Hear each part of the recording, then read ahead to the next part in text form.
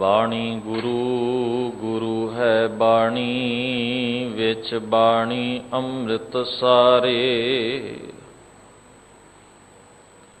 गुर बाणी कहै सेवक जन मानै परतख गुरु निस्तारे।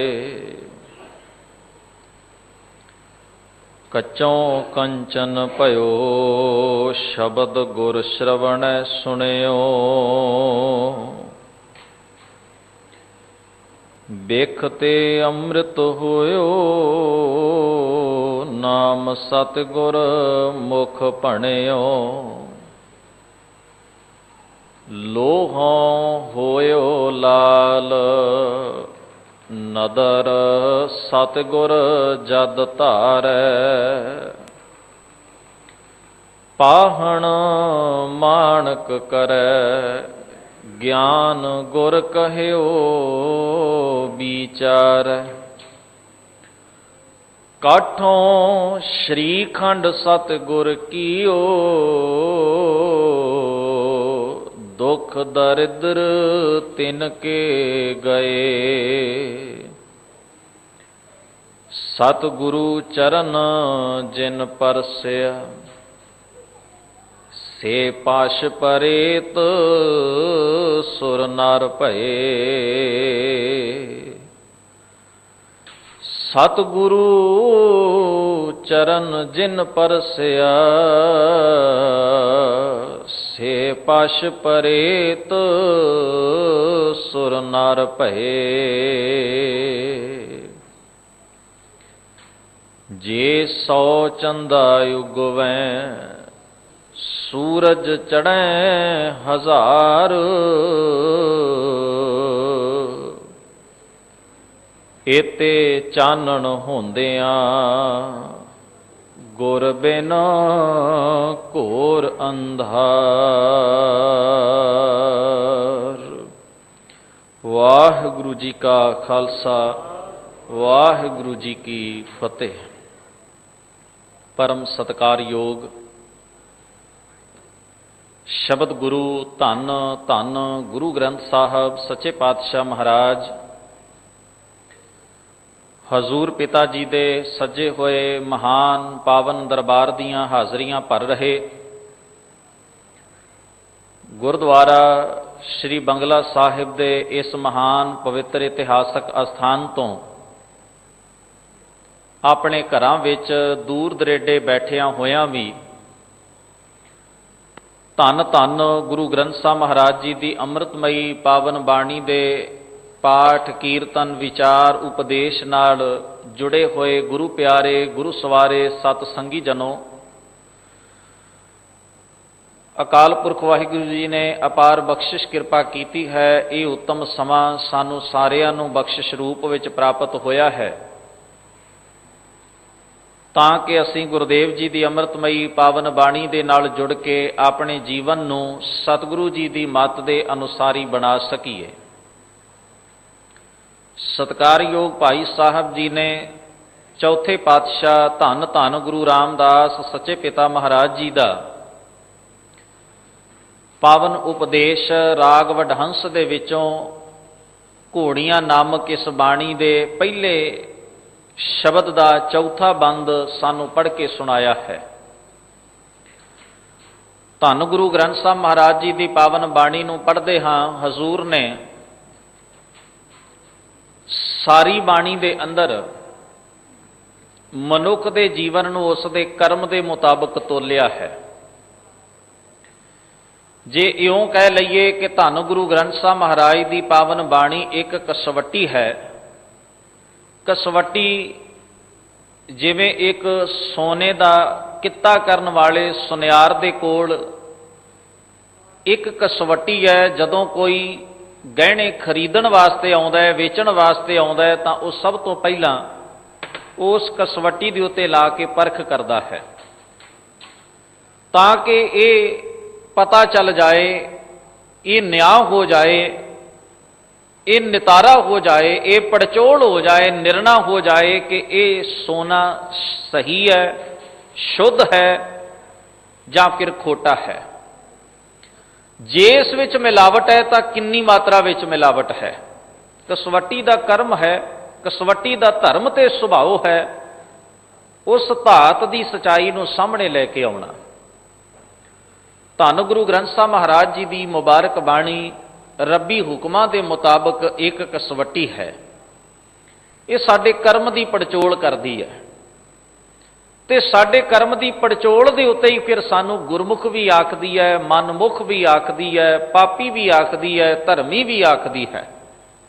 जिवें कि आरंभ के समय तो हुंदा आया, कुछ ऐसे ग्रंथ भी इस धरती ते रचे गए जिन्हां ने मनुख नूं जन्म सिद्ध ही उच्चा रुतबा दिता, जन्म सिद्ध ही नीवा रुतबा दिता। आखिया ऐस कुल ऐस खानदान विच पैदा हो जाण वाला, ऐस जात विच पैदा हो जाण वाला मनुख जिहड़ा है वो भावें किन्ने भी माड़े काम करे, भावें किन्नी भी माड़ी बिरती दा होवे, वो फिर भी महान है, क्योंकि उसने एक खास कुल विच जन्म ले लिया, उन्हें एक खास जात विच जन्म ले लिया, खास घराने दे विच उसदा जन्म होया। भावें उहदे काम किन्ने भी माड़े ने, भावें वो इंसान बहुता चंगे ढंग दा नहीं, फिर भी वो महान है, चंगा है, पूजन योग है। पर इसके बराबर कुछ जात, कुछ घराने, कुछ कुल, कुछ खानदान नीवें गर्दान दिते गए। आख्या इन्हां विच पैदा होण वाला भावें किन्ने भी चंगे काम करदा होवे, किन्ने भी चंगे सुभाਅ दा मालक होवे, किन्ने परोपकारी बिरती दा होवे, धर्मी होवे, उहदे विच बेहद ज्यादा गुण होण, पर वो फिर भी नीच है, नीवा है, दुरकारिया होया है। वो मनुख खवाउण दा भी सही अर्थां च हकदार नहीं। क्यों? क्योंकि वह किसी खास मिथी हुई नीवी जात विच पैदा होया है, किसी माड़े घराने विच उसने जन्म लिया है। यह असूल सदियां तो चलदा आया, धर्म दे नाल अन्याय हुंदा रहा, अधर्म नूं सत्कार मिलदा रहा। भाव जन्म के आधार के उत्ते किसी मनुख नूं उच्चा ते नीवा मन लिया गया। पर धन गुरु ग्रंथ साहब महाराज की पावन बाणी ने किसी नूं जन्म के आधार के उत्ते ना उच्चा मन्निया ना नीवा मन्निया। आओ जदों असीं धन गुरु ग्रंथ साहब जी की मुबारक बाणी नूं पढ़दे हां ते हजूर आखदे ओ धनवंत, इथों तक कि गुरु ग्रंथ साहब जी की पावन बाणी ने किसी कोल धन ज्यादा होवे, दौलत ज्यादी होवे जां दौलत घट होवे, इस आधार के उत्ते भी कोई ऊंच नीच का भेदभाव नहीं किया। मान लो दुनिया का दस्तूर है, जिस कोल दौलत ज्यादा है उन्होंने लोग सत्कार देंदे ने, उस कमले नूं भी सियाणा मन्निया जाता है। जिहदे कोल दौलत नहीं, वो भावें किन्ना भी सियाणा है, किन्ना भी अकलमंद है, किन्ना भी चंगा है, उहदियां चंगियाइयां नूं नप लिया जाता है, उहदियां चंगियाइयां नूं अखोले कर दिता जाता है, क्योंकि फैसला चंगियाई के आधार पर नहीं, दौलत के आधार पर हो रहा है। न्याय जिहड़ा है वो पदार्थ के आधार पर हो रहा है, पदवी के आधार पर हो रहा है। तो हो सकता है पदवी गलत आदमी के हथ में होवे, तो फिर न्याय तो गलत आदमी के हक च ही चला गया ना, कि वो ठीक है। जे कुल के आधार के उत्ते निर्णय हो रहा है, जे जात के आधार उत्ते निर्णय हो रहा है, तो सुभाविक गल है कि वह निर्णय कर्म नूं वेख के नहीं हो रहा, जात नूं मुख रख के हो रहा है, कुल नूं मुख रख के हो रहा है, किसी मनुख की दौलत नूं मुख रख के हो रहा है। धन गुरु ग्रंथ साहब महाराज ने आख्या नहीं, जो धर्म का फैसला है हर वरत है, धर्म न्याय जियो, वो फैसला धन दे नाल नहीं जुड़िया होया, वो फैसला कुल नाल नहीं जुड़िया होया। धन गुरु ग्रंथ साहब महाराज की मुबारक बाणी ने जो निर्णय किया वो धन नूं सामने रख के नहीं किया, वो कुल नूं सामने रख के नहीं किया, वो संसार की झूठी दावेदारी नूं सामने रख के नहीं किया। फरमाया असल धन वाला कौन है, असल कुल वाला कौन है, असल इज्जत वाला कौन है? पातशाह ने आख्या ओ धनवंत, कुलवंत, पतवंत, जीवन मुक्त, जिस हृदय भगवंत। वो असली कुल का मालक है, उन्होंने समझो कि वह बहुत चंगे जीवन का मालक है, सत्कार वाला है, पतवंत है और वही धनवान है।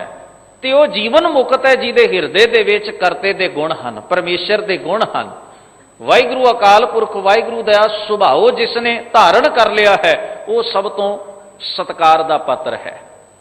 जदों असीं सोदर की पावन बाणी का पाठ करते हाँ तो उस विच सानू पातशाह जी दियां ये मुबारक पंक्तियां पढ़न नूं मिलदियां हन, जिस विच हजूर ने आख्या खसम विसारै ते कम जात।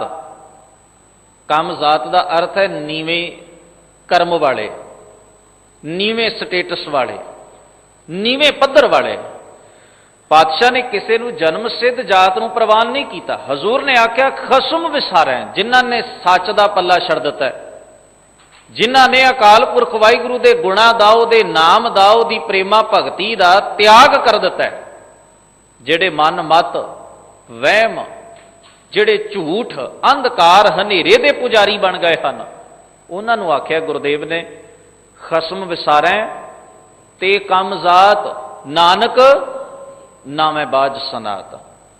ते इस दे एवज विच जदों असीं धन गुरु ग्रंथ साहिब महाराज की पावन बाणी पढ़ते हैं तो सतगुरु ने किन्ने प्यारे प्यारे शब्द वरतों विच लिआंदे हन। किते गुरमुख लफज, जन लफज, भगत लफज, सेवक लफज, ये शब्द गुरबाणी दे विच वरते गए। गुरमुख, भगत, जन, सेवक, संत, साध, ये शब्द वरतों विच लिआंदे। हुण ध्यान देना, ये किसी हड्ड मास के पुतले का नाम नहीं है, एक किहदा नाम है? कर्म का, उच्ची सुरत का, घड़े हुए जीवन का नाम है सेवक, गुरमुख, जन। ते निशानियां भी गुरु ग्रंथ साहब ने बयान कीतियां ने। और ये बदले में एक होर लफज भी वरते हुए ने, मनमुख, साकत, पापी, ऐसे शब्दों की वरतों भी की है। ते गुरु प्यार वालिओ, भावें गुरु साहब जी ने बाणी दे विच गुरमुख लफज वरतिया है ते भावें मनमुख लफज वरतिया है, भावें बाणी दे विच भगत लफज वरतिया है ते भावें उस दा विरोधी शब्द साकत लफज वरतिया है। पर यह ख्याल रहे, ये कोई खिताब नहीं हैं जो सतगुरु किसी को दे रहे हैं। ये की है? कर्मां दी परख है, कर्मां दी पड़चोल है। ਜਿਹੜਾ धर्म की, न्याय की, रब के गुणा की कसवट्टी के उत्ते जीवन खरा उतरिया, उसनों महाराज ने आख्या गुरमुख है, सन्मुख है, भगत है, जन है, सेवक है।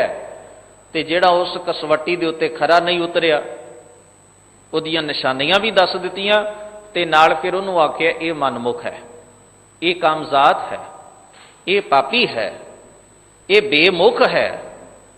ऐसे शब्दों की वरतों की, क्योंकि गुरुदेव अपनी पावन बाणी दे विच कर्म की पड़चोल करते हैं, करतव की परख करते हैं। जिस वेले सतगुरु करतव की परख करते हैं, हुण ध्यान दईए इस नुकते वल। साडे सामने बड़ी कीमती उदाहरण है कि जिस वेले धन गुरु नानक महाराज जी गुरता गद्दी की दात बख्श रहे ने, भाई लहणा जी नूं अपने गुरमत अंग नाल छुआ के अंगद बना रहे हैं, ते अपनी जगह के उत्ते बड़े सत्कार ते आदर दे नाल बिठा के नमस्कार करके ये ऐलान करते हैं कि मेरे अते अंगद साहब जी दे विच भेद फर्क नहीं जानना। ऐलान हो गया।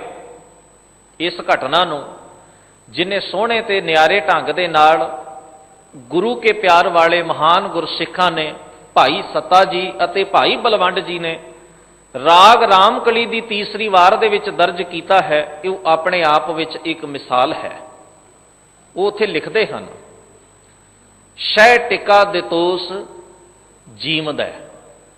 अपनी होश विच, अपने हवास विच गुरुदेव धन गुरु नानक महाराज जी ने अपनी पूरी मौजूदगी दे विच आप खुद ऐसा निर्णय, ऐसा न्याय किया, फैसला किया और अपनी जगह के उत्ते शह टिका दितोस जींद है। पदवी की, गुरियाई की जिम्मेवारी जिहड़ी सी वो भाई लहणा जी नूं गुरु अंगद साहब जी के खिताब नाल निवाज के बख्श दिती।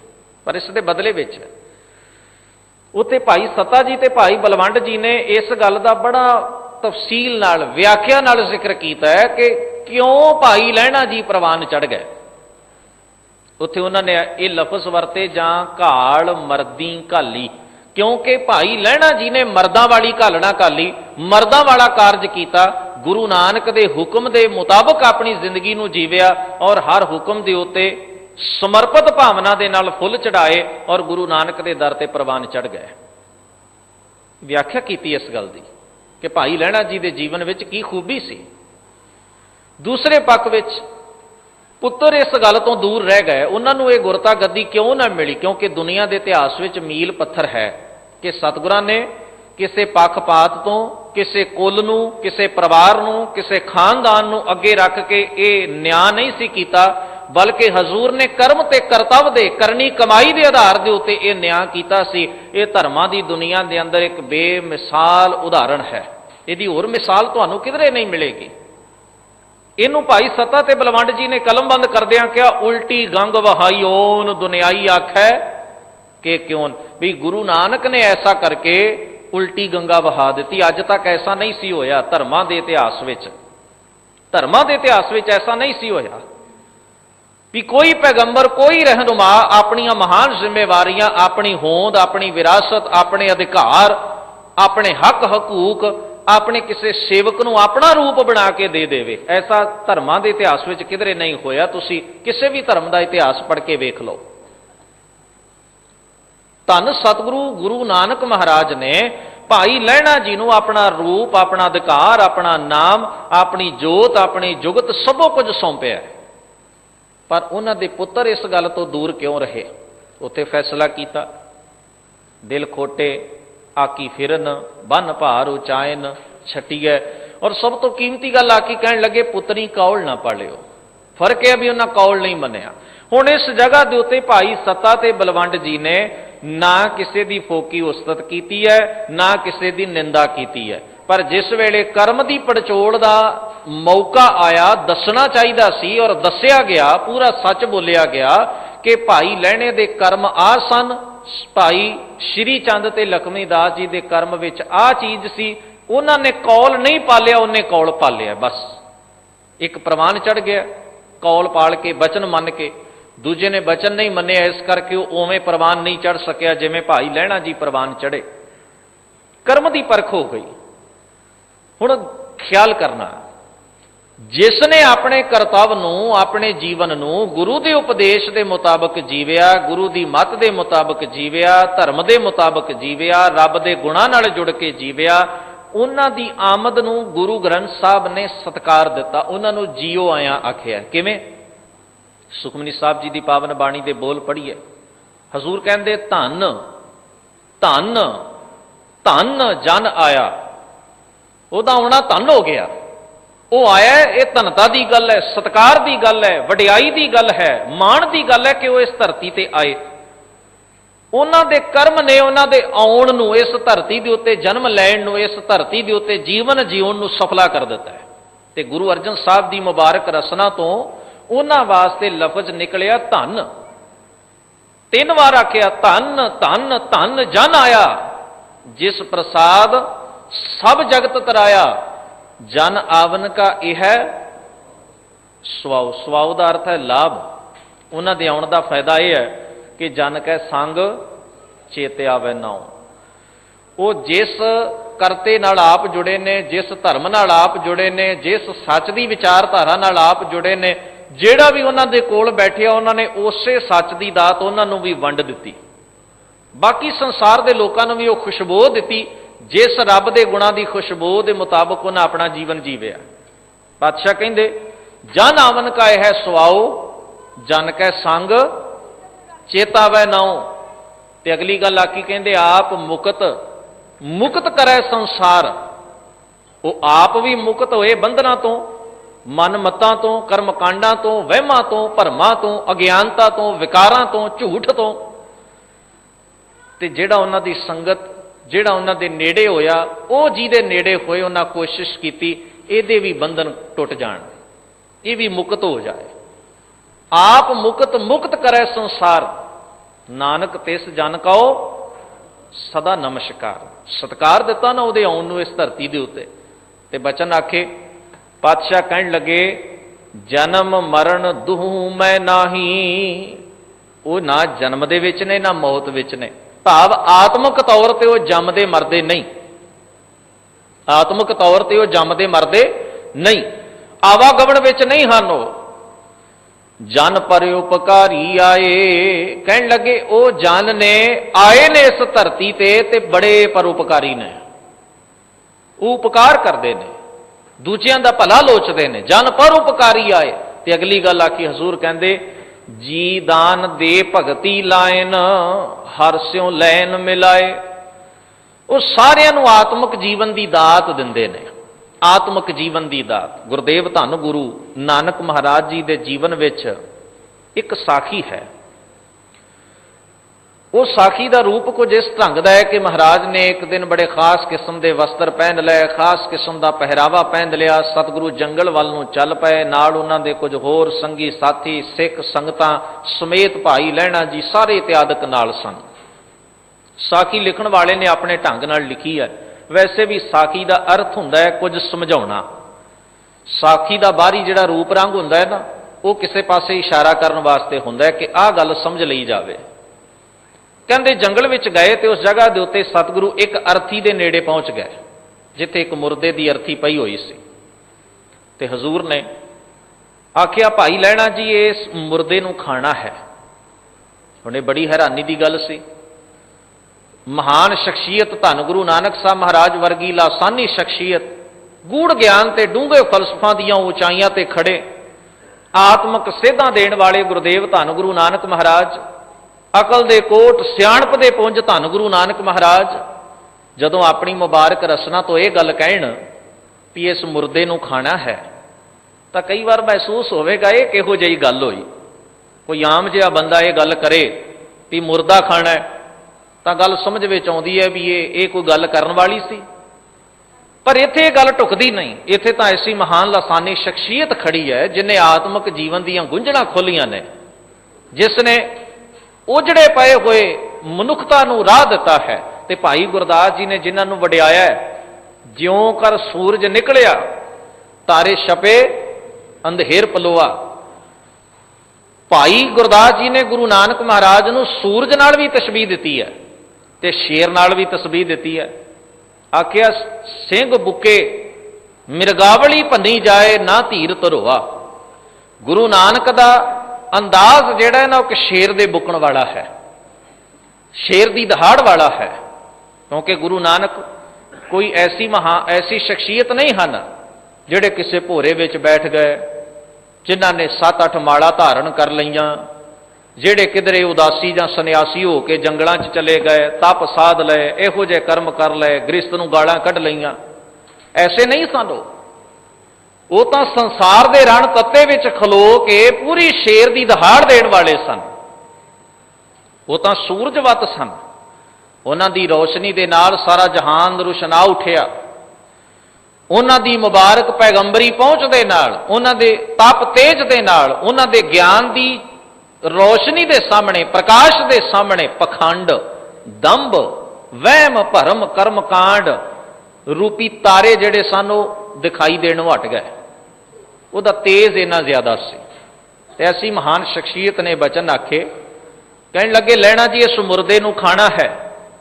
ते भाई लहणा जी ने हाथ जोड़े, धन गुरु नानक महाराज जी के सामने कहने लगे सच्चे पातशाह आग्या करो, सिर वालों शुरू करा कि पैरों वालों शुरू करा। इस घटना दे विच एक बड़ी वड्डी सिक्ख्या है। इसका एक अर्थ है।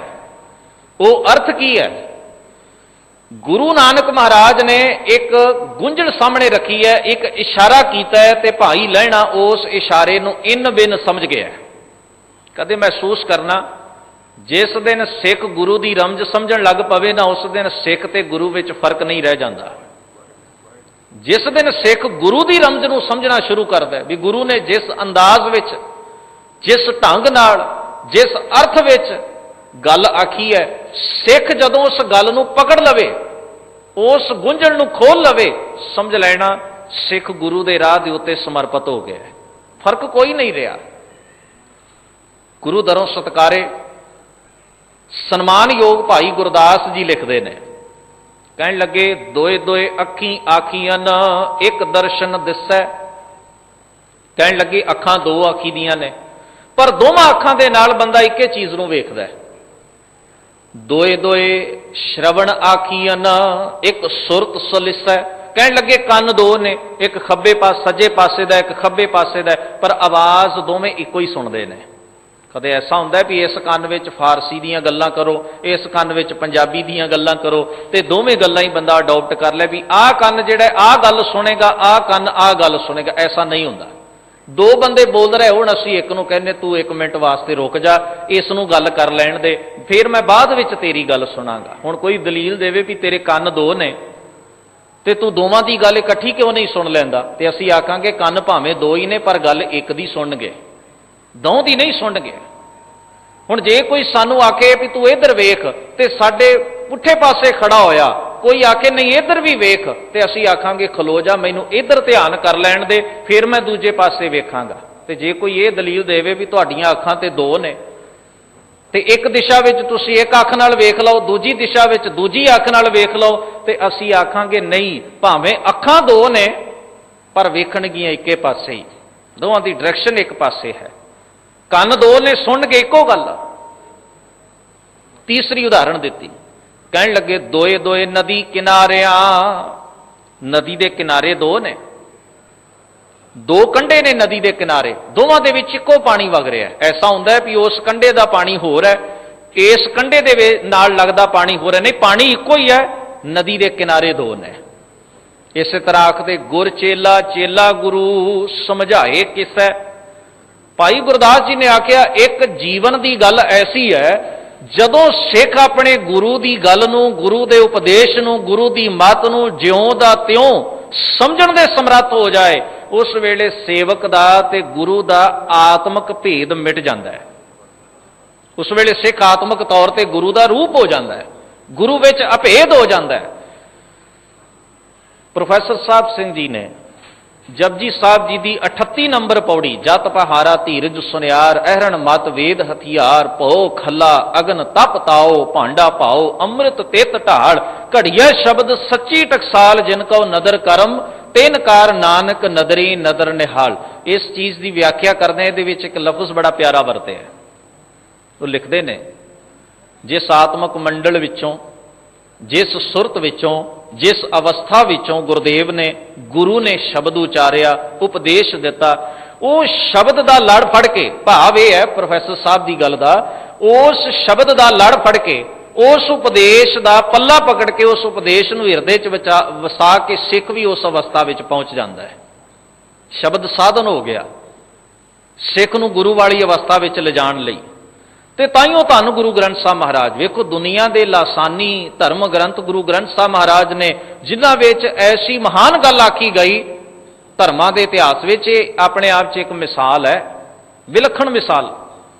गुरु ग्रंथ साहब दे विच इह गल आखी गई, गुरु सिख, सिख गुरु है, एको गुरु उपदेश सुनाए, राम नाम मंत हिरदै देवै, नानक मिलन सुभाए। कि गुरु सिख ते सिख गुरु विच अभेद हो गए, एक सुर हो गए। क्यों? सिख है ही वो जिहड़ा गुरु के उपदेश ते गुरु की मत नाल सांझ पा के गुरु के देश पहुंच रहा है, गुरु की अवस्था तक पहुंच रहा है, गुरु वाली सुरत नूं अपना रहा है। इस करके सिख जदों अपना पैंडा तय करे, बाणी पढ़न वाला जदों इस मार्ग के उत्ते तुरे, तां उसदा ध्यान होर किसे गल वल नहीं, उसदा ध्यान अपने गुरु के देश वल हुंदा है, उसदा ध्यान अपने गुरु की अवस्था वल हुंदा है, उसका ध्यान अपने गुरु की सुरत की उचाई वल हुंदा है कि यह मेरी मंजिल है, जिस जगह के उत्ते, जिस स्टेज के उत्ते मेरा गुरु खड़ा है, उत्थे पहुंचना मेरा इको एक जिंदगी का मकसद है। बस मेरे अभेद होने की जगह मेरा गुरु है, मेरे टिकाओ की थां मेरा गुरु है, मेरा पैंडा भी केवल इन्ना है, मेरा सफर केवल इस दिशा विच है कि मैं अपने गुरु दे तल तक पहुंच जावां, जिथे खलो कि मेरा गुरु कोई गल आख रहा है, बस मैं भी उस जगह ते पहुंच जावां। जदों सिख गुरु की रमज नूं, गुरु के उपदेश नूं मूल रूप विच ज्यों दा त्यों समझ लवे, उस वेले गुरु की अंतरात्मा ते सिख की अंतरात्मा एक हो जाते हैं, एक हो जाते हैं। अभेद, इहनूं असीं कहने अभेद हो जाना। ते यही शर्त बयानी गई है रब दे ते भगत दे दरम्यान, ध्यान देना। जदों भगत जी कहते तो ही मोही, मोही तो ही अंतर कैसा, कमाल की गल है ना। भगत जी कहते तेरे विच मेरे ते तेरे विच अंतर की है, अंदरूनी तो अंतर कख भी नहीं। कनक कटक जल तरंग जैसा, कहने लगे जिवें सोने की धात ਤੇ ਸੋਨੇ ਦੀ ਧਾਤ ਤੋਂ ਬਣਾਏ ਹੋਏ ਕੜੇ ਜਾਂ ਗਹਿਣੇ ਦੇ ਵਿੱਚ ਅੰਤਰ ਹੈ। ਹੁਣ ਅੰਤਰ ਕੀ ਬਣਾਵਟ ਦਾ ਹੀ ਅੰਤਰ ਹੈ ਨਾ, ਬਾਕੀ ਤਾਂ ਕੋਈ ਅੰਤਰ ਨਹੀਂ। ਦੂਸਰੀ ਉਦਾਹਰਣ ਦਿੱਤੀ, ਕਹਿਣ ਲੱਗੇ ਜਿਵੇਂ ਪਾਣੀ ਤੇ ਪਾਣੀ ਦੇ ਉੱਤੇ ਉੱਠਦੀ ਹੋਈ ਪਾਣੀ ਦੀ ਛੱਲ, ਪਾਣੀ ਦੀ ਲਹਿਰ। ਹੁਣ ਪਾਣੀ ਤੇ ਪਾਣੀ ਦੀ ਛੱਲ ਵਿੱਚ ਕੀ ਫਰਕ ਹੈ? ਉਹ ਵੀ ਪਾਣੀ ਹੈ, ਉਹ ਵੀ ਪਾਣੀ ਹੈ। ਫਰਕ ਇੰਨਾ ਹੈ ਵੀ ਇੱਕ ਪਾਣੀ ਸ਼ਾਂਤ ਤੇ ਗੰਭੀਰ ਹੈ, ਦੂਜਾ ਥੋੜਾ ਜਿਹਾ ਉਤਲਾ ਪਾਣੀ ਹਵਾ ਦੇ ਵੇਗ ਨਾਲ ਵੱਖਰਾ ਨਜ਼ਰ ਆ ਰਿਹਾ, ਉਹਨੂੰ ਅਸੀਂ ਨਾਂ ਦੇ ਦਿੱਤਾ ਇਹ ਪਾਣੀ ਦੀ ਲਹਿਰ ਹੈ, ਇਹ ਪਾਣੀ ਦੀ ਛੱਲ ਹੈ। ਫਰਕ ਕੋਈ ਨਹੀਂ ਹੈ, ਉਹ ਵੀ ਪਾਣੀ, ਉਹਦਾ ਅਸਲਾ ਇੱਕੋ ਹੀ ਹੈ। ਭਗਤ ਜੀ ਕਹਿੰਦੇ ਹੁਣ ਤੇਰੇ ਤੇ ਮੇਰੇ ਵਿੱਚ ਫਰਕ ਕੋਈ ਨਹੀਂ। ਤੂੰ ਨਿਰਾਕਾਰ ਹੈ, ਮੈਂ ਸਰੀਰ ਰੂਪ ਵਿੱਚ ਹਾਂ, ਪਰ ਅੰਤਰਾਤਮਾ ਕਰਕੇ, ਜੋਤ ਕਰਕੇ, ਗੁਣ ਕਰਕੇ, ਸੁਭਾਅ ਕਰਕੇ, ਖੂਬੀ ਕਰਕੇ, ਤਾਸੀਰ ਕਰਕੇ ਜੋ ਤੂੰ ਹੈ ਮੈਂ ਉਹ ਹੋ ਗਿਆ ਹਾਂ। ਇਸੇ ਨੂੰ ਆਖਿਆ ਭਗਤ ਕਬੀਰ ਜੀ ਨੇ, ਉਦਕ ਸਮੁੰਦ ਸਲਲ ਕੀ ਸਾਖਿਆ, ਨਦੀ ਤਰੰਗ ਸਮਾਵਾਂਗੇ, ਸੁਨੈ ਸੁਨ ਮਿਲਿਆ ਸਮਦਰਸ਼ੀ, ਪਵਨ ਰੂਪ ਹੋਏ ਜਾਵਾਂਗੇ। ਬਹੁਰ ਹਮ ਕਾਹੇ ਆਵਾਂਗੇ, ਆਵਨ ਜਾਨਾ ਹੁਕਮ ਤਿਸੈ ਕਾ, ਹੁਕਮੈ ਬੁਝ ਸਮਾਵਾਂਗੇ।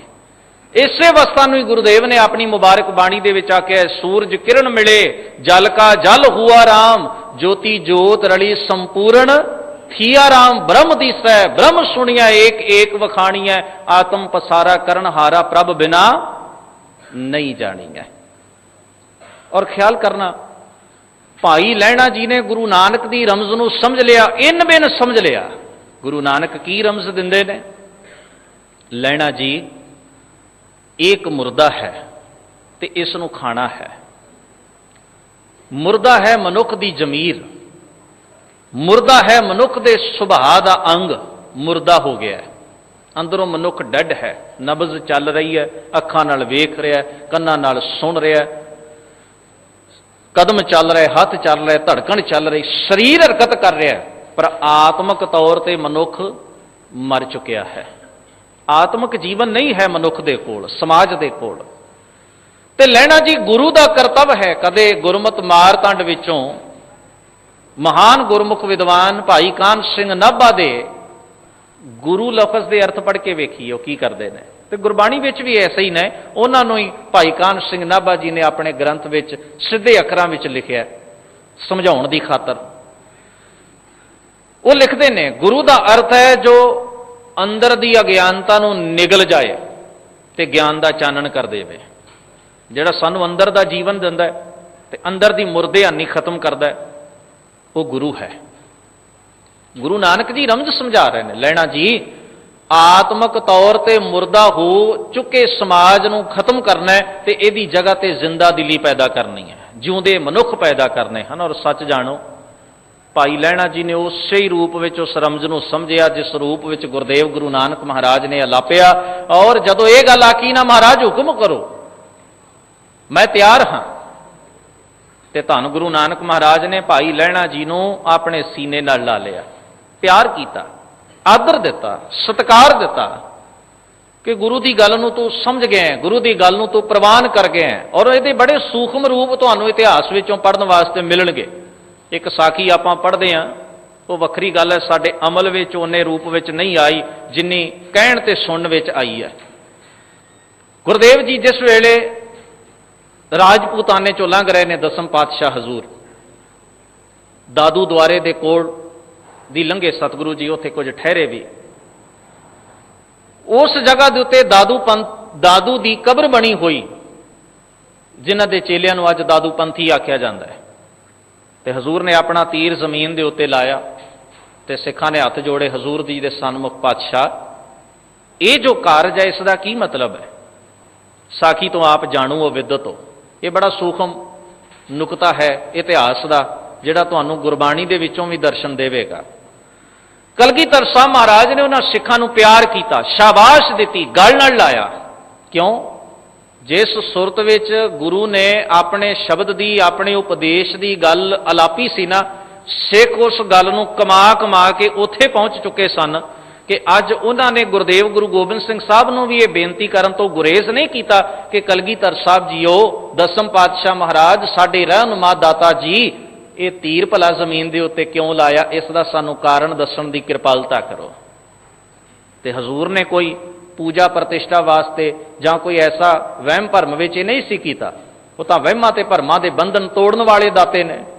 कलगीधर साहब ने तां उन्हां दी आत्मा नूं एक कसवट्टी ते परखिआ, उन्हां दी सुरत नूं परखण वास्ते सारा कुछ कीता है कि इन्हां दी सुरत परखी जाए। ऐसियां इतिहास विचों तुहानूं अनगिणत गल्लां मिल जाणगीਆਂ। एक बार महाराज ने एक पंडित जिहड़ा हर वेले आया करदा सी, जी शनि का दान दिओ, शनि का दान दिओ, उसनूं कुछ चीज़ां दे दित्तियां। सिखां ने उहदे कोलों लै लईआं। वो कहण लग्या तुहानूं श्राप लगेगा, शनि का प्रभाव तुहाडे ते पवेगा। सिख कहण लगे कोई गल नहीं, पै लैण दे, सानूं किसी का डर नहीं, असीं नहीं मनदे किसी शनि नूं। ते जदों फिर वापस आया गुरु कलगीधर साहब महाराज दे कोल, सच्चे पातशाह कमाल हो गई, तुसीं ये चीज़ां मैनूं दित्तियां, तुहाडे सिखां ने खोह लईआं। उन्हां ने दित्ती होई दाल दे वड़े पका के छक लै, उन्हां ने लोहा भी वरतों च लै आंदा, उल्टा मैनूं कहिंदे ने सानूं किसी शनि का डर नहीं, तू अपने राह जा। पातशाह ये की कारण? हजूर ने सिखां नूं सद्या, पुछया भी क्यों कीता ऐसा? कहण लगे महाराज भला साडा शनि नाल की संबंध होया? देवी देवा मूल है माया, सिमरत शास्त्र जिन्हें उपाया। देवी देवा पूजिए भाई, क्या मांगो क्या दे, पाहण नीर पखालीए भाई जल में। वेखो जिहड़ा पढ़ाउंदा है ना, उसनूं प्रीख्या लैण दा अधिकार तां है, उहनूं प्रीख्या लैण दा अधिकार तां है। मां बाप सिखाउंदे ने इहनूं इवें आखीदा, इहनूं इस रिश्ते नाल बुलाउणा इहनूं। ते कई वार बच्चा सामने खड़ा होवे ते जाण के मां बाप पुछ लैंदे इहनूं की आखीदा, वो सिखा रहे ने, उन्हां दा अधिकार है पुछना, तां कि वो जांच लैण भी इहनूं कुछ आउंदा भी है कि नहीं आउंदा। स्कूल विच विद्यार्थी पढ़दा है ते कि स्कूल नूं जां टीचर नूं अधिकार नहीं कि वो विद्यार्थी कोलों सवाल पुछ सके? अधिकार है ना, जिहड़ा उहदे उत्ते मेहनत कर रहा है उहनूं अधिकार भी पूरा है। एक किसान अपनी फसल के उत्ते मेहनत करता है, खून पसीना वहाउंदा है, एनर्जी लाउंदा है, अपना समा लाउंदा है, रिस्क लैंदा है, ते की उसनूं ये आस रखण दा अधिकार नहीं कि मेरी फसल चंगी होवे? अधिकार है ना, क्योंकि उसने मेहनत की है, घालना घाली है। गुरदेव ने जिस सिख की सुरत नूं पकियाई देण वास्ते घालना घाली, उसनूं शब्द दीआं खुराकां दित्तियां, उसनूं विखड़े हालातां विच अडोल रहण दी सिੱਖਿਆ दित्ती, उसनूं चढ़दी कला दे जज्बे नाल शिंगारिया, उसदे मन मस्तक नूं रोशन कीता, उहदे दिलां दा अंधकार खत्म कर दिता। जिस नूं एक करते ते निरंकार दी साध दे नाल, धुनी दे नाल, बाणी दे नाल, बार बार एक अकाल पुरख दे नाल सांझ पवाई। गुरु कदे कदे अपने सिख दी सुरत नूं परखण वास्ते ऐसा कौतक कर लैंदा है। ते कमाल दी गल है कि गुरु कलगीधर साहब महाराज खुश होए इस गल दे उत्ते। आखिया सिखो, ये तां तुहाडी सोच नूं, ये तां तुहाडी सुरत नूं, ये तां तुहाडे अंदर दी पकियाई नूं परखण वास्ते एक निक्का जिहा झलकारा ही सी, ते तुसीं पास हो, तुसीं इस प्रीख्या विचों पास हो गए हो। मैनूं इस गल दी खुशी है। ऐसा अनंत वार तुहानूं इतिहास विच वापरिया होया मिलेगा। और गुरु किसे पासे वाल इशारा करदा है, किसे राह वाल, किते किते साडी सुरत नूं महाराज परखदे रहिंदे हन बार बार, ताकि पता लगे भी पढ़दा ते रोज है, सुनदा ते रोज है, गाउंदा ते रोज है, सुणाउंदा भी रोज है, कि इस चीज़ का प्रभाव भी कोई कबूलदा है कि नहीं कबूलदा। तो गुरु नूं परखण दा अधिकार है। तो मैं बेनती करदा, किते गुरुद्वारे दे नेड़े कबर होवे तां समझ लेना ये मेरी परख वास्ते बना दित्ती है किसी ने। आ जिहड़े डेरे खुल गए ने ना, सिखो इस तुहाडे वास्ते सब तो वध परख दी घड़ी है। हुण वेखना है कि रोज जपजी पढ़न वालिया तू अजे भी बाबियां दे पैरां दे उत्ते जाके मत्था टेकदा ते समझ लई तू कख नहीं सिखिया, तू कख नहीं सिखिया। गुरु नानक दा एको ओंकार दा उपदेश अजे तेरी सुरत दे अंदर जीरिया नहीं, रिझिया नहीं। अजे बारी बारी गल है भी जबान तो अलाप लिया, कन्ना नाल सुन लिया, गल समाप्त हो गई है। जे तू अजे भी शनि तो डरदा है, शनिवार मंदिर जा आउना है, अगों पिछों गुरुद्वारे सुखना सुखदा रहना है, तो समझ लई भी अजे कख नहीं सिखिया। अखंड पाठ होए होणगे, 500 होए होणगे, लाभ की होया? जे अजे भी तेरे अंदर वर्त रख लै, शरीरां नूं तस्वीरां नूं मत्थे टेक लै, थड़ियां ते कबरां ते मंदिरां विच जा आया, मूर्तियां अगे झुक लिया, ज्योतिषियां नूं पुछ लिया, ये जे सारे काम अजे भी कर रहे हैं तो समझ लेना चाहिए जे सुरत विच बड़ी ढलियाई है, कमजोरी है, तो इनू गुरु का शब्द सीखना पवेगा। ਤੈਨੂੰ ਆਪਣਾ ਹਿਰਦਾ ਵਿਸ਼ਾਲ ਕਰਕੇ ਗੁਰੂ ਦੇ ਸ਼ਬਦ ਨੂੰ ਜੀ ਆਇਆਂ ਆਖਣਾ ਪਵੇਗਾ। ਸਿੱਖੋ ਸ਼ਬਦ ਪਿਆਰਿਓ, ਜਨਮ ਮਰਨ ਕੀ ਟੇਕ, ਮੁਖ ਉਜਲ ਸਦਾ ਸੁਖੀ ਨਾਨਕ ਸਿਮਰਤ ਏਕ। ਇੱਕ ਨੂੰ ਸਿਮਰ ਕੇ ਤੇਰਾ ਮੁਖ ਉਜਲਾ ਹੋਵੇਗਾ। ਔਰ ਦਾਤਾ ਜੀ ਨੇ ਬਖਸ਼ਿਸ਼ ਕੀਤੀ ਹੈ ਬਾਣੀ ਦੇ ਅੰਦਰ, ਇੱਕ ਜੀਵਨ ਨੂੰ ਆਖਿਆ ਧੰਨ ਧੰਨ ਧੰਨ ਜਨ ਆਇਆ, ਜਨ ਪਰਉਪਕਾਰੀ ਆਏ। ਤੇ ਜਿਹੜਾ ਗੁਰਮਤ ਦੇ, ਗੁਰੂ ਦੇ ਗਿਆਨ, ਰੱਬ ਦੇ ਗੁਣਾਂ ਦੇ ਮੁਤਾਬਕ, ਧਰਮ ਮੁਤਾਬਕ ਜੀਵਨ ਨਹੀਂ ਚੱਲਿਆ, ਉਹਦੇ ਉੱਤੇ ਇੱਕ ਸਵਾਲੀਆ ਨਿਸ਼ਾਨ ਲਾਇਆ ਗੁਰਦੇਵ ਨੇ।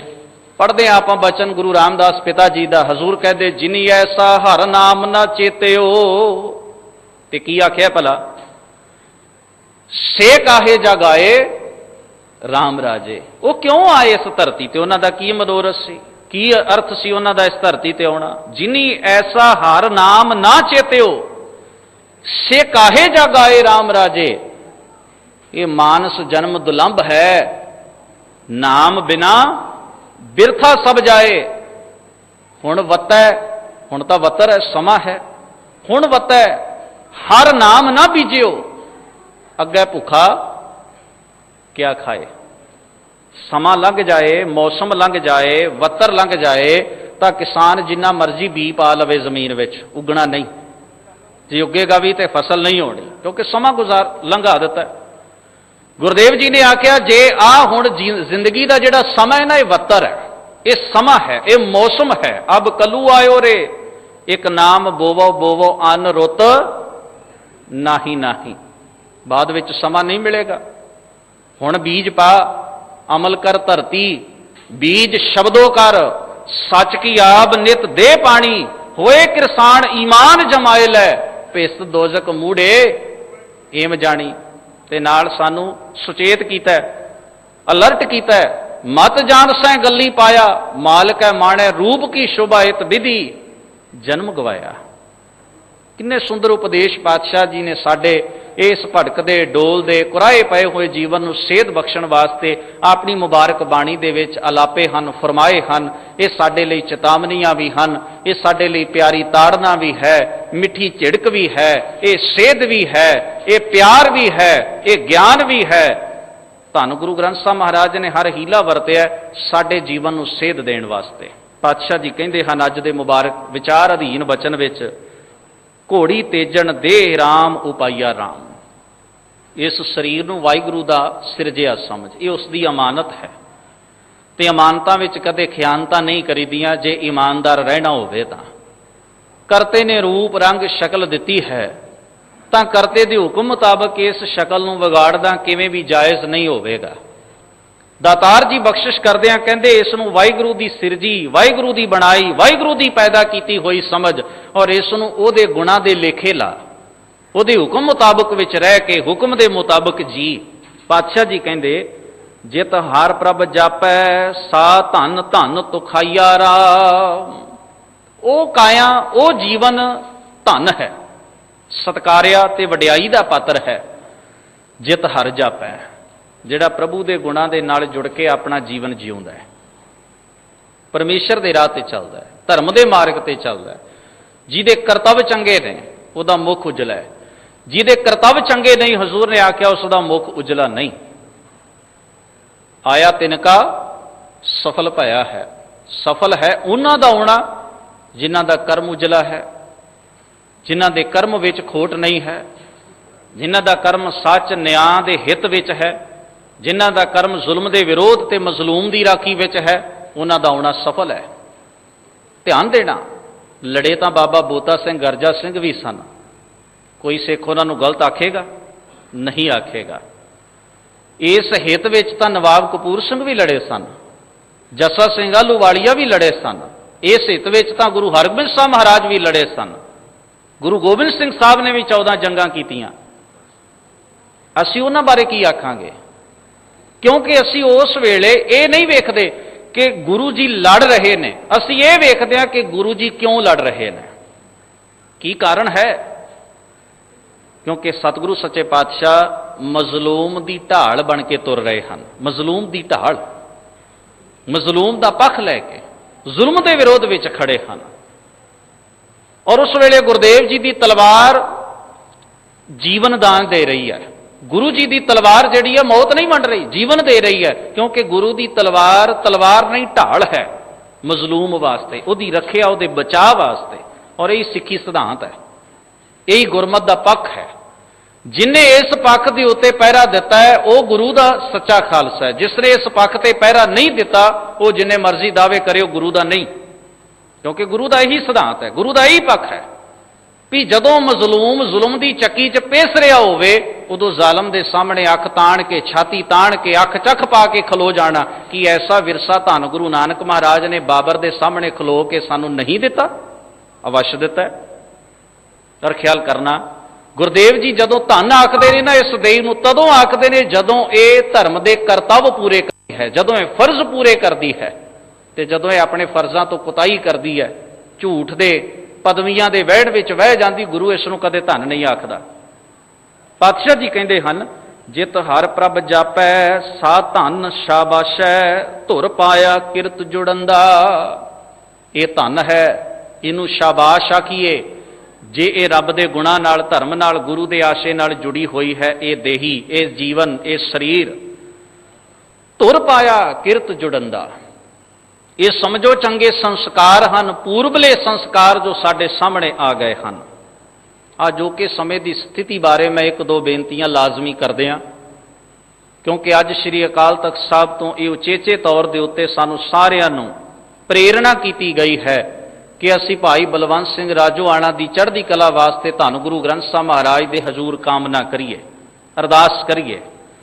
और कदे एक पक्ष वाल ना तो मीडिया गौर कर रहा है, तो ना ही शायद साडे आगू गौर कर रहे हैं। जिहड़ी गल सब तो अहम आखी उस सिख ने अपनियां चिट्ठियां दे विच, अखबारां विच शब्दियां ने, आप पढ़ सकते हो। उसने लिखिया, मैं किसी अदालत विच ना 17 सालों तो अपील की है ते ना मैं अज अपील कर रहा हाँ। कि इस पक्ष नूं मीडिया सामने लियाउण लई तैयार है भी वो बंदा अपील क्यों नहीं कर रहा, तो वह तर्क है भी मैं अपील की क्यों नहीं 17 साल, तो इस वेले मैं अपील कर क्यों नहीं रहा।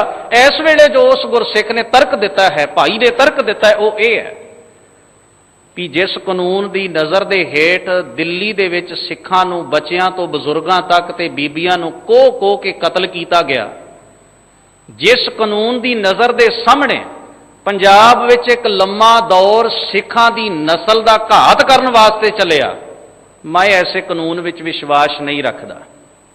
हुण ध्यान दिओ, असी सदभावना ते शांति दीयां गल्लां जिहड़ियां ने साडे आगू एक स्टंटबाजी बन गई है कि शांति लियाउणी नहीं, शांति दीयां गल्लां करनियां ने, सदभावना दीयां गल्लां करनियां ने, पर अपना भैड़ा सुभाव ही असी छड्डण लई तैयार नहीं आ। हुण सदभावना प्यार दा माहौल उत्थे आउंदा है जिथे सारियां नूं उन्हां दे बनदे हक मिलदे होण, न्याय हुंदा होवे, बई कोई धिर ऐसी ना होवे ਜਿਹਦੇ ਵਿੱਚ ਪੱਖਪਾਤ ਹੋਵੇ ਤੇ ਕਾਣੀ ਵੰਡ ਹੋ ਜਾਏ। ਇੱਕ ਬਾਪ ਵੀ ਜੇ ਆਪਣੇ ਬੱਚਿਆਂ ਨਾਲ ਕਾਣੀ ਵੰਡ ਕਰੇਗਾ ਨਾ ਤਾਂ ਬੱਚਿਆਂ ਦੇ ਮਨ ਅੰਦਰ ਬਾਪ ਪ੍ਰਤੀ ਵੀ ਰੋਸਾ ਪੈਦਾ ਹੋ ਜਾਂਦਾ ਹੈ। ਆਪਾਂ ਪਰਿਵਾਰਾਂ 'ਚ ਰਹਿਣ ਵਾਲੇ ਲੋਕ ਹਾਂ, ਜੇ ਭਰਾ ਭਰਾ ਦਾ ਹੱਕ ਮਾਰੇ ਤੇ ਉੱਥੇ ਵੀ ਰੋਸਾ ਪੈਦਾ ਹੋ ਜਾਂਦਾ ਹੈ, ਕਿਉਂਕਿ ਨਿਰਪੱਖ ਨਹੀਂ ਹੋਈ ਗੱਲ, ਪੱਖਪਾਤ ਦੇ ਦਾਇਰੇ 'ਚ ਹੋਈ ਹੈ ਗੱਲ।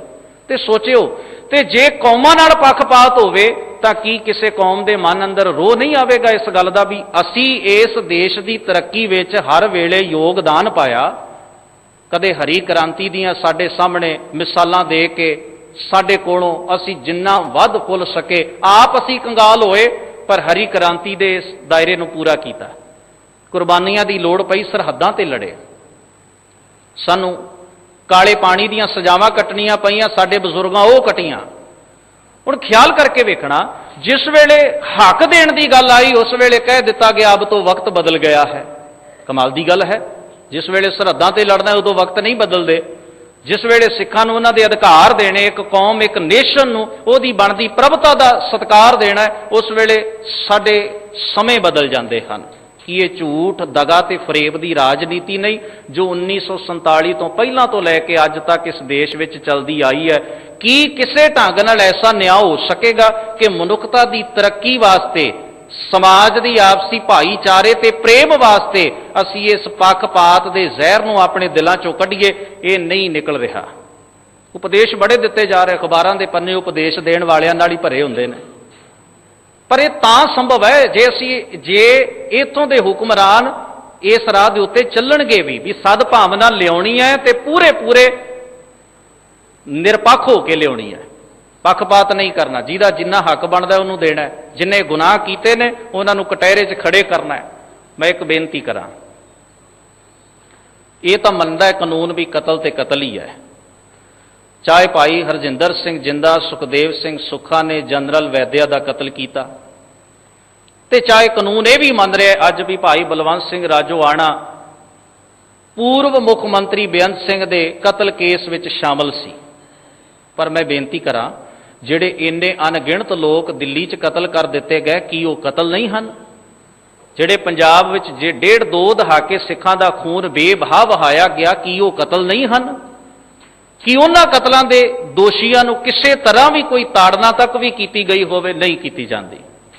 कि ऐसा वेख के किसी के मन अंदर रंज आना, गुस्सा होना भी हद हो गई। एक पासे तुसी उन्होंने सत्कार दो जिन्हों ने सिखां के बच्चों का खून वहाया, उन्होंने बुत लगते हैं, सत्कार दिता जाता है, उन्होंने नायक ते हीरो बनाया जाता है, पर जिहड़े अपनी कौम के दुख नूं साझिया कर लैन, उहदी गल भी कर लैन, अपने कौम के आई हुई भीड़ा नूं दूर करने वास्ते कोई हीला कर लैन, उन्हां बंदियां नूं तुसीं हमेशा ही अतवादी लफ्ज़ां नाल सवारदे ते शंगारदे हो।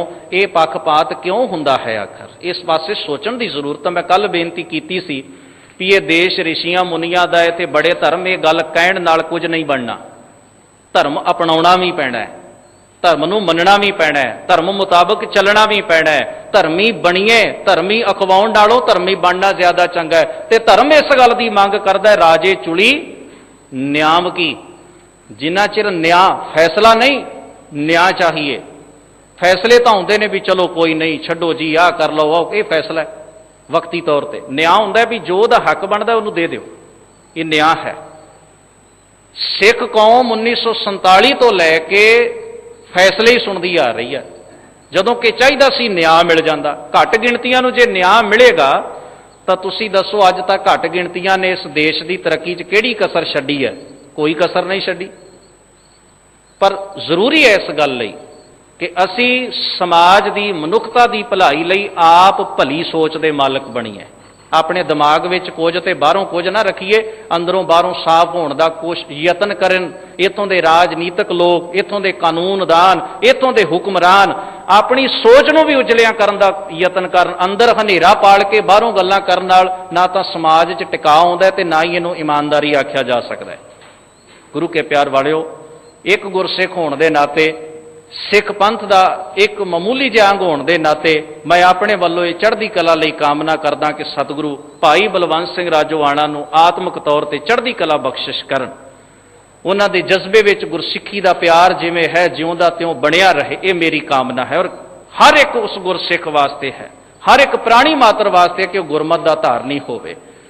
ते नाल ही मैं इस गल दी देर आयद दुरुस्त आयद श्री अकाल तख्त साहब वल्लों जो भाई दिलावर सिंह नूं कौमी शहीद का रुतबा दिता गया है, ये बड़ी माण ते फकर की गल है। भावें बहुत देर नाल होया पर बड़ा सही फैसला होया। तो श्री अकाल तख्त साहब का यह फैसला बड़ा शलाघायोग है, सत्कार का पात्र है। पातशाह जी यही गल सानू बाणी विच समझाउंदे हन कि असी गुरु के आशे मुताबक चलना है। मजलूम की ढाल, जुल्म के विरोध में खलोना कोई गुनाह नहीं, भावें समय के कानून इनू गुनाह मान लेंदे ने। पर पातशाह जी अपनी बाणी विच कहंदे ने, चार देगड़ घोड़ी बिखम लंघाए मिल गुरमुख परमानंदा। बिखम है घाटी पर इसनूं पार किया जा सकता है गुरु के प्यार विच, ते परम आनंद मिलता है। बाहर दे सुख भावें नहीं मिलते पर आत्मा का दिल का सकून जरूर मिलता है, परम आनंद जरूर मिलता है जदों गुरु के राह ते चल के बिखम घाटियां पार कर लईए। हर हर काज रचाया पूरा मिल संत जना जन आई। गुरु जी आखदे पूरे ने आप ढो ढुका दिता इस आत्मा नूं, इस जिंद नूं अपने चरनां नाल, अपने ज्ञान नाल, अपनी विचार, अपने नाम नाल जोड़ लिया। ते आ जिहड़ी सत संगत है, जिवें विआह वेले लाड़े नाल जंज जांदी है, विआउण वास्ते एक ढो बनदा है, संबंध बनदा है। हजूर कहंदे सत संगत इहदे विच सहाई हुंदी है रब दे राह दे उत्ते मनुख नूं तोरन वास्ते। जन नानक हर वर पाया मंगल मिल संत जना वाधाई। पातशाह कहते हैं संत जना नूं मिल के ਆਤਮਿਕ ਤੌਰ ਤੇ ਵਧਾਈ ਭਾਵ ਵਾਧਾ ਹੁੰਦਾ ਹੈ। ਤੇ ਹਰ ਵਾਰ ਪਾਇਆ ਮੰਗਲ ਬੜੀ ਖੁਸ਼ੀ ਦੇ ਨਾਲ, ਬੜੇ ਆਤਮਿਕ ਆਨੰਦ ਵਿੱਚ ਵਿਚਰ ਕੇ ਰੱਬ ਰੂਪੀ ਵਰ ਪਾ ਲਿਆ। ਪਰਮਾਤਮਾ ਦੀ, ਵਾਹਿਗੁਰੂ ਦੀ ਨੇੜਤਾ ਦਾ ਅਹਿਸਾਸ, ਪਰਮਾਤਮਾ ਦੇ ਗਿਆਨ ਵਿੱਚ, ਵਾਹਿਗੁਰੂ ਦੇ ਨਾਮ ਵਿੱਚ ਹਰ ਵੇਲੇ ਸੁਰਤ ਦਾ ਭਿੱਜੇ ਰਹਿਣਾ, ਸੱਚ ਦੇ ਆਸ਼ੇ ਮੁਤਾਬਕ ਆਪਣੇ ਕਦਮ ਤੋਰਦੇ ਰਹਿਣਾ ਜ਼ਿੰਦਗੀ ਦੇ ਰਾਹ ਦੇ ਉੱਤੇ, ਇਹ ਵਰ ਮਿਲ ਗਿਆ ਹੈ ਮੈਨੂੰ। ਇਹ ਕਰਤਾ ਪੁਰਖ ਵਾਹਿਗੁਰੂ ਦਾ ਪਿਆਰ ਮਿਲ ਗਿਆ ਹੈ, ਪ੍ਰਭੂ ਪਤੀ ਨਾਲ ਸਾਂਝ ਪੈ ਗਈ ਹੈ। ਸਤਿਗੁਰੂ ਸੱਚੇ ਪਾਤਸ਼ਾਹ ਦੇ ਮਿਲ ਸੰਤ ਜਨਾ ਵਧਾਈ। ਸਤ ਸੰਗੀਆਂ ਗੁਰੂ ਪਿਆਰਿਆਂ ਦੀ ਸੰਗਤ ਵਿੱਚ ਜੁੜ ਕੇ, ਬਾਣੀ ਦੇ ਰਸੀਏ ਲੋਕਾਂ ਦੀ ਸੰਗਤ ਵਿੱਚ ਜੁੜ ਕੇ ਇਹ ਆਤਮਿਕ ਵਾਧਾ ਮੈਨੂੰ ਪ੍ਰਾਪਤ ਹੋਇਆ। ਹੋਈਆਂ ਭੁੱਲਾਂ ਚੁੱਕਾਂ ਦੀ ਖਿਮਾ। ਧੰਨ ਗੁਰੂ ਗ੍ਰੰਥ ਸਾਹਿਬ ਮਹਾਰਾਜ ਜੀ ਬਖਸ਼ਣ। ਸਭਨਾਂ ਦਾ ਧੰਨਵਾਦ। ਫਤਿਹ ਸਾਂਝੀ ਕਰੋ। ਵਾਹਿਗੁਰੂ ਜੀ ਕਾ ਖਾਲਸਾ, ਵਾਹਿਗੁਰੂ ਜੀ ਕੀ ਫਤਿਹ।